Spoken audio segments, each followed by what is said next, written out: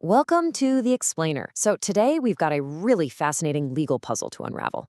It's basically a story of corporate death and, well, resurrection.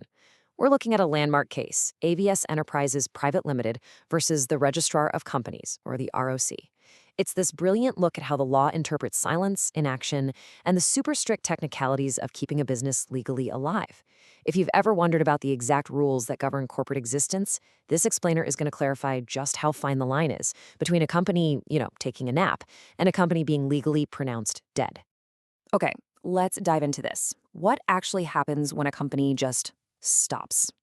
Imagine a scenario where a business doesn't formally file for bankruptcy, they don't submit paperwork to officially shut their doors, they literally just stop doing anything. The offices empty out, operations cease, and the paperwork just gathers dust. In our personal lives, if we stop replying to messages, we call it ghosting.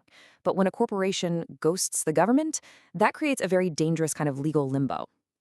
And this exact limbo is exactly where ABS Enterprises found itself completely trapped. Part 1, The Fall of AVS and that legal limbo. To really understand the legal doctrine at play here, we've got to look at the facts first. Let's trace the timeline of AVS's downfall. Initially, they just stopped carrying on business. But here's the thing, stopping operations isn't actually the crime here. The fatal error happened over the next several years, because the company completely failed to file its annual returns and its financial statements.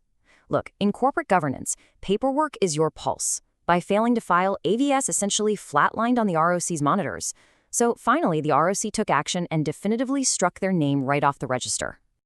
Now, the ROC didn't just arbitrarily delete them. They used Section 248 of the Companies Act, 2013. This section is essentially the corporate equivalent of pulling the plug. When a registrar sees prolonged inactivity and a total failure to maintain mandatory statutory filings, Section 248 gives them the absolute authority to strike the company's name off the register. Just poof. Legally speaking, the company's active status is terminated. It just ceases to exist as a functioning entity. Let's move to Section 2 and see how this builds, the legal battle, and how AVS fights back. Because AVS Enterprises was definitely not willing to accept this corporate death sentence quietly. They fought back. To kick this off, the company went to the tribunal seeking corporate restoration. And to do this, they relied on a totally different part of the legal code, Section 252. Think of it like this. If Section 248 is the mechanism for striking a company off the books, Section 252 is the mechanism for an appeal. It's basically the pathway a struck-off company can use to plead their case to the tribunal and, well, beg for a second chance to get their name restored. But the Registrar of Companies? They were not backing down. When AVS made their appeal under Section 252, the ROC mounted a very specific, incredibly strict statutory defense. Their argument was crystal clear. AVS Enterprises was absolutely not a dormant company. Now, to you and me, an active company and a dormant company might sound like the exact same thing, right? But in the tribunal, the ROC argued that there is actually a massive legal chasm between the two. Which brings us to Section 3, inactive versus dormant. The legal difference. This distinction is the absolute crux of the whole case. You see, according to the ROC, a dormant company isn't just a description of what you're doing, or I guess what you aren't doing. It's an official legal status. To actually be recognized as dormant, a company has to make a formal application under Section 455 of the Companies Act. It's this protective shield, but you have to actively ask for it. And the ROC pointed out a pretty glaring flaw in AVS's history. They had never, at any point, applied for dormant status under Section 455.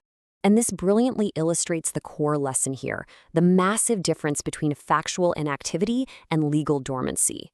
Factual inactivity is simply a state of being, right? You stop your business, you ghost the regulators, you don't file your returns. Legal dormancy, on the other hand, is an intentional, formally recognized status that you only get by applying under Section 455. The ROC's argument was essentially, hey, you can't just abandon your company and then retroactively claim you were legally resting. Moving on to Section 4, the final verdict from the tribunal. Now, what's really interesting about this is how the tribunal handled it. They had to weigh this super strict enforcement against AVS's desperate plea, and they made a really definitive statement. Inactivity alone does not make a company dormant. So in this regard, the tribunal completely sided with the ROC. The registrar was technically 100% correct in their classification, you just cannot bypass Section 455. Being inactive does not magically grant you the legal protections of a dormant company. So hearing that, you'd probably think this is the end of the road for AVS, right?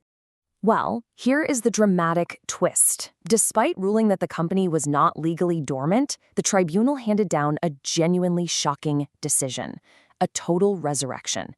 AVS Enterprises actually won. Their corporate life was handed right back to them, and the company's name was officially restored to the register. But wait, how is that even possible if they violated the filing rules and completely failed to secure dormant status? So the crucial point is why AVS was actually saved. Honestly, it came down to real-world economics. The tribunal noted that the company still possessed surviving assets and, probably equally importantly, they had existing liabilities. The law recognizes that it's generally way better for an entity with outstanding debts and tangible assets to just remain legally alive so those obligations can be settled properly. Striking them off just makes a huge mess out of resolving those assets and liabilities. But this wasn't just a free pass. The restoration was granted subject to incredibly strict compliance. AVS got their life back, sure, but only under the strict condition that they immediately rectify years of missing filing requirements. Which leaves us with a really critical look at corporate compliance. As the AVS case proves, just hoping you can walk away and somehow be considered dormant is a massive legal risk. It's exactly what'll get you struck off under Section 248. AVS was honestly incredibly lucky that their surviving assets and liabilities justified a resurrection. So for anyone out there operating a business, the takeaway is crystal clear: silence is literally never a valid legal strategy. It leaves us with a vital question to ponder. Is your paused business safely resting, or is it a ticking time bomb of compliance just waiting to go off? Thanks so much for joining me on The Explainer today, and I'll catch you next time as we unpack another fascinating topic.